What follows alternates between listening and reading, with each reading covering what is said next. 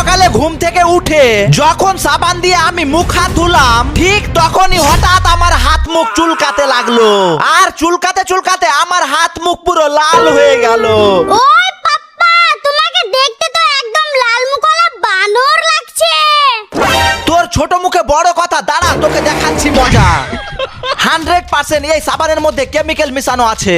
ওই পাপ্পা, এত কেমিক্যাল কেমিক্যাল কেন করছো? পারলে নিজেই সাবান বানিয়ে দেখাও। হ্যাঁ, এটা তো দারুণ আইডিয়া।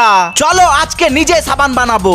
আর তখনই আমি গাছের উপর থেকে নিমের পাতা পেড়ে আর অ্যালোভেরা কেটে নিয়ে ভালোভাবে ধুয়ে নিলাম। তারপর পাতাগুলোকে ছুটিয়ে অ্যালোভেরা থেকে জেলগুলো বের করে নিলাম। এরপর এগুলোকে মিক্সচারে দিয়ে দেখো পেস্ট বানিয়ে দিলাম। এবার এই সব পেস্টটাকে টুকরো টুকরো করে কেটে গলাতে দিয়ে দিলাম। আর যখনই এই সব পেস্ট গুলো গলে গেল, তখনই সব পেস্টটি তার মধ্যে ঢেলে ভালোভাবে মিশিয়ে নিলাম। বাস একটা মোল্ড নিয়ে সেগুলোকে তার মধ্যে ঢেলে দিলাম।